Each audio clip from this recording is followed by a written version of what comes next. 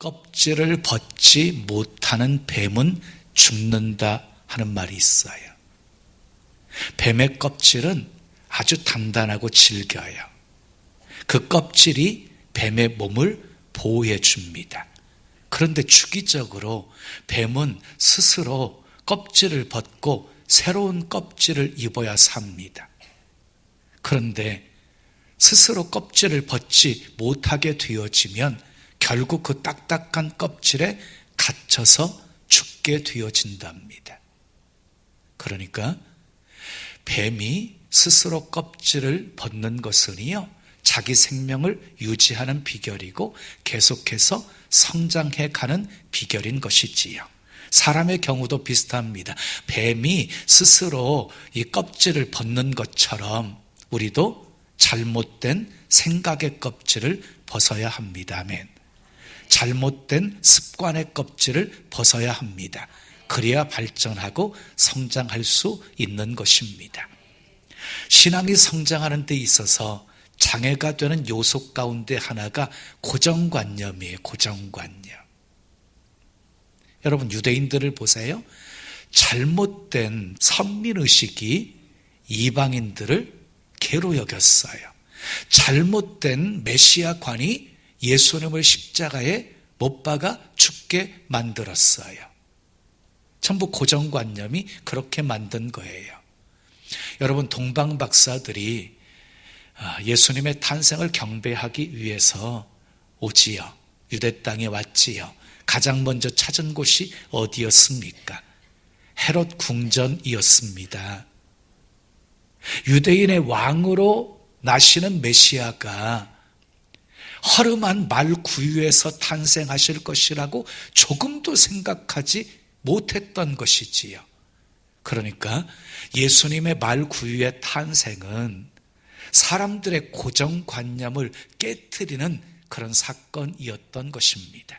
마태복음 13장을 보면 예수님이 수많은 병자들을 고쳤다는 그런 소식들이 이제 많이 퍼지게 되었을 때 예수님이 고향을 방문하십니다. 근데 고향에서 예수님이 환영받지 못하십니다. 그리고 고향인 나사렛에서 이적을 행하지 않으십니다. 그냥 기껏 한두 사람 안수해서 고치시는 것 뿐이었습니다. 이유가 무엇이었습니까? 그들이 믿지 않았기 때문입니다. 믿지 않았기 때문이에요. 마태복음 13장 58절 말씀 함께 읽어요. 시작. 그들이 믿지 않음으로 말미암아 거기서 많은 능력을 행하지 아니하시니라. 우리 주님은요, 믿음 보고 역사하시는 분이시거든요. 나사렛 사람들이요, 믿지 않으니까 그곳에서 하나님께서 능력을 행하지 않으셨다는 것입니다. 자, 그러면 왜 나사렛 사람들이 예수님을 믿지 않은 것입니까? 고정관념 때문이었어요.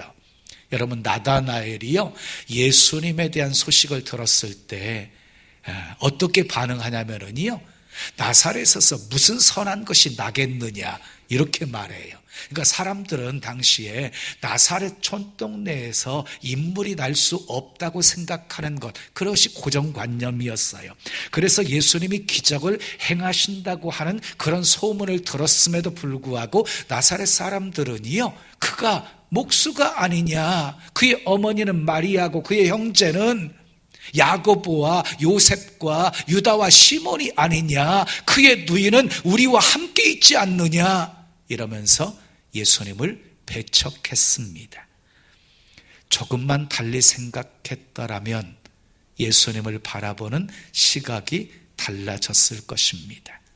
사도행전 10장에 보면 고넬료가요, 자기 가정에 베드로를 초청해서 말씀을 듣고 성령 받고 세례를 받아요. 근데 여러분, 이 베드로와 고넬료는요, 함께 할 수 있는 사람이 아니었어요. 고넬료는 로마 군인으로 이방인이었고요, 베드로는 유대인으로이면서 예수님의 수석 제자였어요.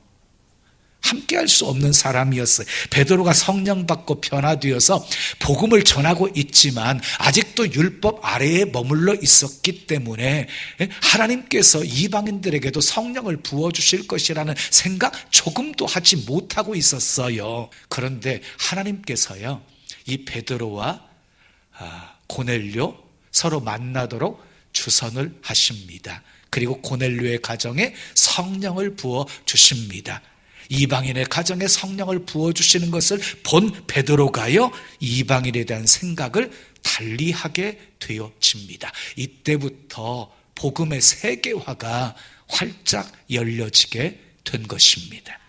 오늘 본문 바로 앞을 보면 바울이 예수님을 알기 전에 자랑스럽게 여겼던 7가지를 소개하고 있습니다. 8일 만에 할례를 받은 것, 이스라엘 족속인 것, 베냐민 지파인 것, 그리고 히브리인 중에 히브리인 것, 그리고 율법으로는 바리새인인 것, 그리고 열심으로는 교회를 핍박한 것, 율법의 의로는 흠이 없는 자인 것, 이렇게 7가지를 자랑을 합니다. 그런데요, 예수님을 알고 난 후에 생각이 달라져요. 자랑스럽게 여겼던 모든 것들을 다 배설물로 여깁니다. 그리고 오늘 본문 12절에 보면은요, 예수께 잡힌 바 된 그것을 잡으려고 달려간다라고 말하고 있습니다. 13절에 보면 아직 내가 잡은 줄로 여기지 않는다라고 고백하고 있습니다. 그리고 14절에 보면은요, 표대를 향하여 상을 위하여 달려간다라고 말하고 있습니다. 지금 바울이 달려가고 있는 목적이 무엇입니까? 전도입니다. 영혼 구원이었습니다. 영혼 구원에 대한 열정이 얼마나 강렬했는지 이 바울은요, 골육과 친척이 예수 믿을 수 있다면 자기가 저주를 받아서 그리스도에게서 끊어질지라도 원하는 바라고 그랬습니다. 나의 달려갈 길과 주 예수께 받은 사명, 그 은혜의 복음을 증거하는 일을 마치려 하면은 나의 생명조차 조금도 귀한 것으로 여기지 아니한다고 고백했습니다. 그 사명이 무엇이었어요? 영혼 구원이었어요. 그럼 바울이 오늘 본문 15절에서 이렇게 말씀합니다. 그러므로 누구든지 우리 온전히 이룬 자들은 이렇게 생각할지니 만일 어떤 일에 너희가 달리 생각하면 하나님이 이것도 너희에게 나타내시리라.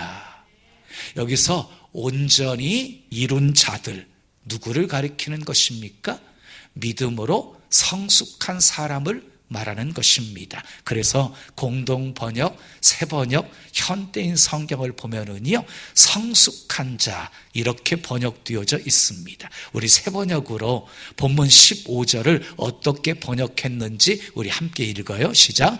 그러므로 누구든지 성숙한 사람은 이와 같이 생각하십시오.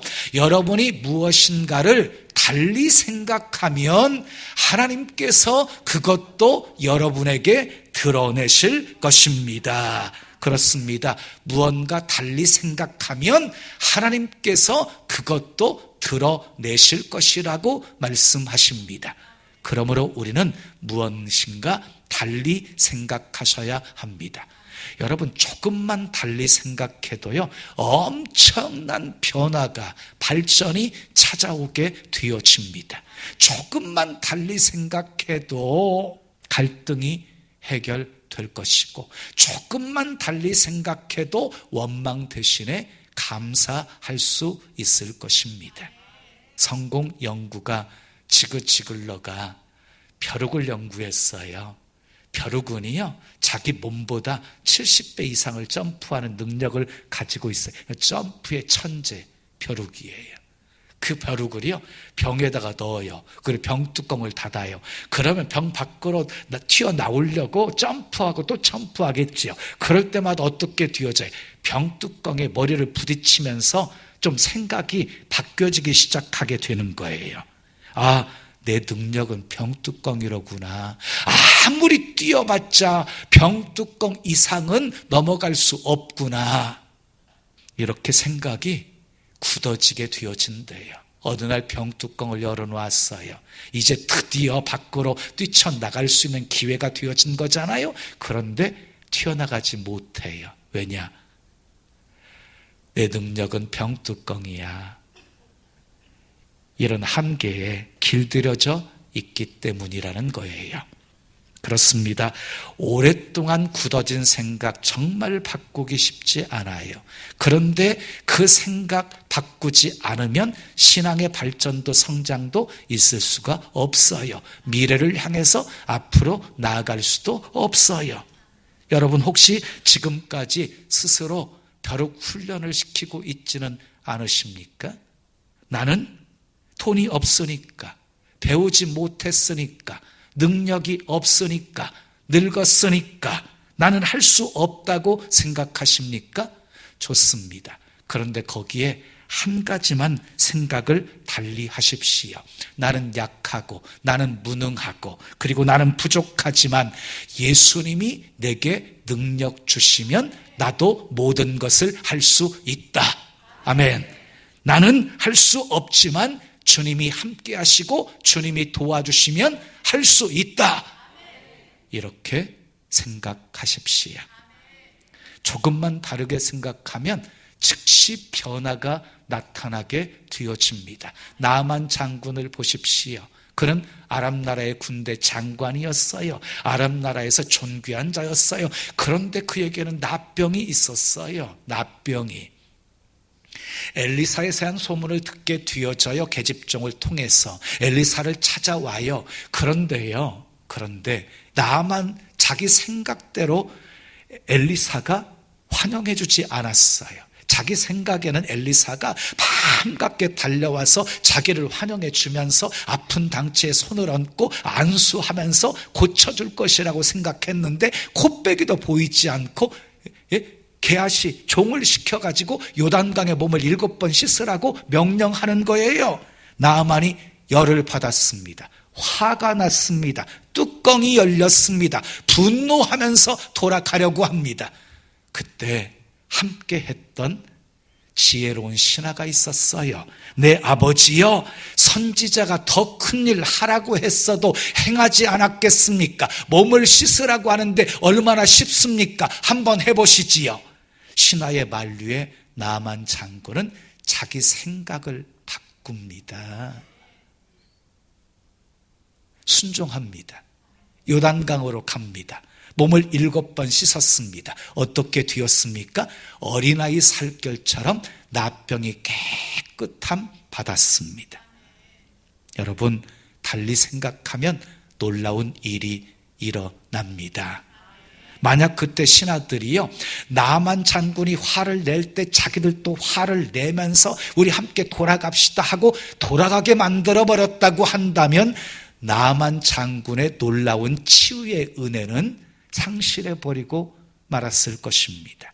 사람들은 예외 없이요, 부정적인 말을 듣잖아요. 그럼 부정적인 시각을 갖게 돼 있어요. 긍정적인 말을 듣잖아요. 그러면 긍정적인 시각을 갖게 돼 있어요. 그래서 우리는 무슨 말을 듣느냐가 너무너무 중요한 거예요. 신앙생활 하면서요, 부정적인 말을 하는 사람들, 원망하는 사람들 가까이 하시면 안 돼요. 큰일 나요. 여러분들도 함께 신앙의 낙오자가 되어지는 거예요. 여러분, 10명의 정탐꾼 보세요. 부정적인 보고, 백성들이 그 보고를 듣고 밤새도록 통곡하며 차라리 광야에서 죽는 것이 낫겠다고 말하니까 하나님이 진노하셔서 너희 말이 내 귀에 들린 대로 너희에게 행하리라. 그래서 38년 동안 광야를 더 뺑뺑이 돌리면서 다 죽게 만들어 버리셨잖아요. 그때 이스라엘 백성들이 여호수아 갈렙의 말을 들었다고 한다면 출애굽한 지 2년 만에 육지를 통해서 가나안 땅에 들어갈 수 있었던 것이에요. 누구의 말을 듣느냐가 너무너무 중요한 것이에요. 누가복음 15장에 나오는 탕자 얘기를 잘 아시지요? 자, 탕자는요, 아버지 집을 떠나서 멀리 가서 자기 좋을 대로 그냥 자유롭게 살아가는 것이 행복할 거라고 생각을 했어요. 그래서 때를 써가지고 아버지에게 분깃을 받아가지고 먼 타국에 갔어요. 허랑방탕하게 살아요. 그래도 물질이 있을 때는 좋았어요. 그런데 있는 것 다 허비해버리고 돼지 쥐엄 열매도 먹지 못하는 신세가 되었을 때 비로소 아버지 집을 생각하게 되어집니다. 아버지 집에 있을 때가 좋았다고 깨닫게 되어집니다. 그냥 품꾼의 하나로 써달라고 하는 심정으로 아버지 집으로 돌아오게 되어집니다. 그런데 집을 나간 자식이 언제 돌아올까 날마다 문 밖에서 기다리고 계시던 아버지가 상거가 먼데도 먼저 발견하고 달려와가지고 끌어안고 입을 맞추고 제일 좋은 옷을 입히고 손에 가락지를 끼우고 그리고 발에 신발을 신기고 살찐 송아지를 잡아서 잔치를 벌입니다. 죽었던 자식 다시 얻었다고, 잃어버린 자식 다시 얻었다고 즐거워합니다. 달리 생각하니 아버지 집이 좋았습니다. 달리 생각하니 아버지 집으로 돌아올 수 있었습니다. 마가복음 2장을 보면은요, 중풍병자를 들것에 메운 네 사람 이야기가 나와요. 사람이 많자 포기하고 돌아갔습니까? 아닙니다. 지붕 위로 올라갑니다. 지붕에 구멍을 뚫고 침상을 내립니다. 예수님이 그 네 사람의 믿음 보시고 중풍병자를 고쳐주십니다. 여러분, 달리 생각하면 다른 사람들이 보지 못하는 것을 봅니다. 그래서 지붕을 본 거예요. 달리 생각하면 다른 사람이 하지 못하는 행동을 합니다. 사랑하는 여러분, 할 수 없다의 생각을 할 수 있다의 생각으로 바꾸십시오. 작은 생각을 큰 생각으로 바꾸십시오. 절망적인 생각을 소망적인 생각으로 바꾸십시오. 믿음으로 달리 생각하면 시각이 달라집니다. 첫 번째, 따라하겠습니다. 작은 겨자씨 한 알에서 큰 나무를 볼 수 있습니다. 여러분, 겨자씨는요, 가장 작은 것을 상징하는 거예요. 겨자씨가 얼마나 작으냐면 그냥 볼펜으로 꼭 찍었을 때 점 하나 찍히죠. 그만큼 작아요. 그러니까요, 눈에 잘 띄지도 않아요. 그런데 그것이 자라게 되어지면 2m 자라고 크게 자라면 5m까지 자라게 되어져요. 자란 후에는요, 공중에 나는 새가 깃들일 정도라고 말씀하고 있어요. 여러분, 그렇게 작은 겨자씨가 그렇게 크게 성장하는 이유는 무엇입니까? 그 안에 생명이 있기 때문이지요. 그 생명은 무엇입니까? 바로 우리의 믿음입니다. 믿음은 작은 겨자씨 한 알에서 큰 나무를 보게 합니다. 초대교회를 보십시오.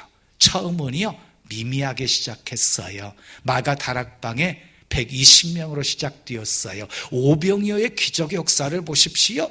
그냥 소년이 가지고 있는 물고기 2마리와 보리떡 5덩어리가 전부였습니다. 그것도 성하고 값어치 있는 익투스가 아니라 상하고 찢기고 상품 가치가 없는 보잘것없는 옵사리온 통해서 하나님이 역사하신 것입니다. 예수님 당시요, 예수님을 배척했던 사람들은 이렇게 생각했을 것입니다. 예수만 죽이면 모든 문제가 끝날 것이다.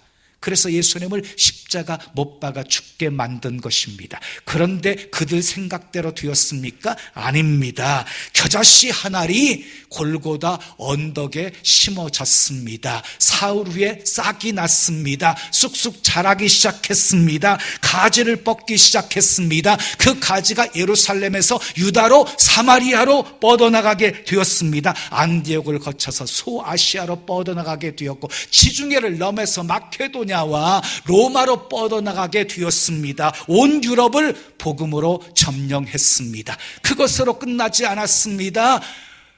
영국으로 복음이 건너갔습니다. 미국으로 건너갔습니다. 그리고 139년 전에 그 가지가 우리나라까지 뻗어왔습니다.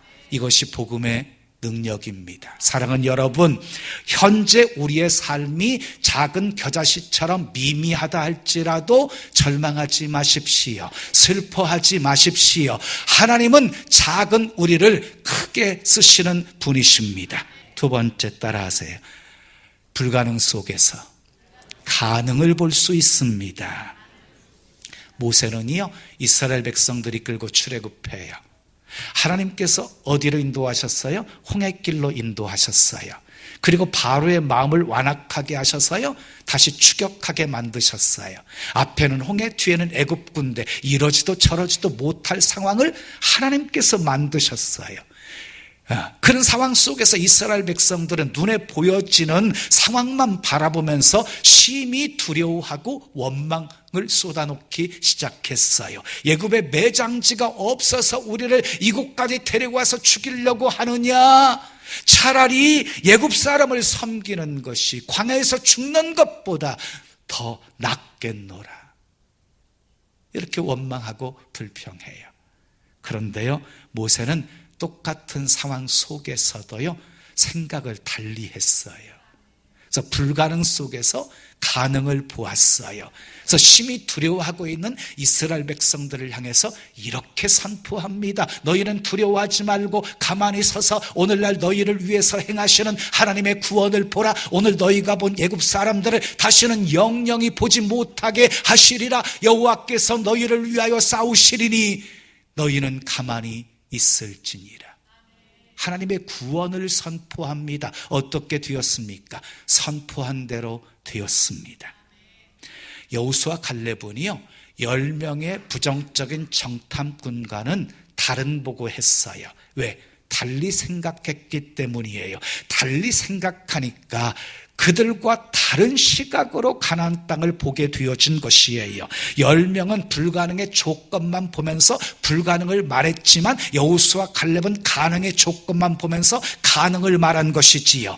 하나님이 우리와 함께 하십니다. 하나님은 우리 편이십니다. 그 땅은 하나님이 우리에게 주시고자 약속하신 땅입니다. 그들은 우리의 밥입니다. 그들은 우리의 먹이입니다. 올라갑시다. 능히 이길 수 있습니다.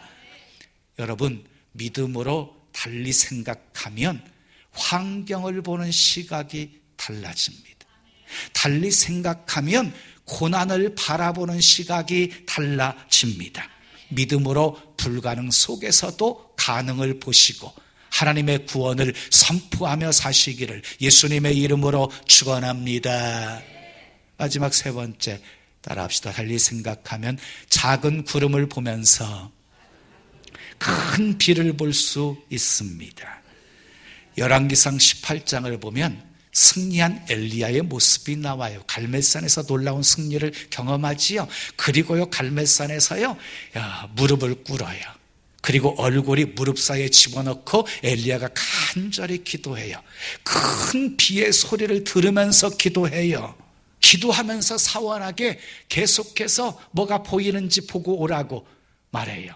6번이나 계속해서. 내 사환은 돌아와서 하는 보고가 무엇이었냐면 아무것도 없나이다. 그것이 보고였어요. 그런데 계속해서 엘리야가 기도해요. 7번째 사환을 보내었더니 사환이 돌아와서 하는 말이 사람의 손만한 작은 구름이 일어나나이다 하고 보고합니다. 그때 엘리야가 사환을 보내어서 아합 왕에게 비 때문에 막히지 않도록 마차를 갖추어 내려가라고 합니다.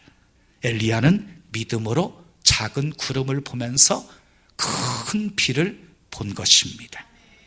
조금 후에 어떻게 되었습니까? 바람과 구름이 일어나기 시작하더니 막 큰 비가 내리기 시작했습니다. 엘리야가 갈멜산에서 무릎 꿇고 간절히 기도하는 동안 하나님께서는 축복의 큰 비를 만들고 계셨던 것입니다. 사랑하는 여러분, 영육간에 가뭄이 드셨습니까? 힘드십니까? 간절히 기도하십시오. 비의 소리를 들으면서 기도하십시오. 큰 비를 기대하면서 기도하십시오. 기도하는 시간에 하나님께서 축복의 비를 만드실 것입니다. 바람과 구름을 움직여 큰 비가 내리게 하실 것입니다. 사랑하는 여러분, 달리 생각하면 이해하지 못할 것이 없습니다. 달리 생각하면 사랑하지 못할 사람이 없습니다. 달리 생각하면 감사하지 못할 일이 없습니다. 달리 생각하십시오. 믿음으로 생각하십시오. 그래서 작은 겨자씨 하나에서 큰 나무를 보시고 아멘. 불가능 속에서 가능을 보시고 아멘. 손만한 작은 구름에서 큰 비를 보시고 믿음으로 바라보는 것들이 실상으로 열매로 여러분들의 삶 속에 나타나기를 예수님의 이름으로 축원합니다.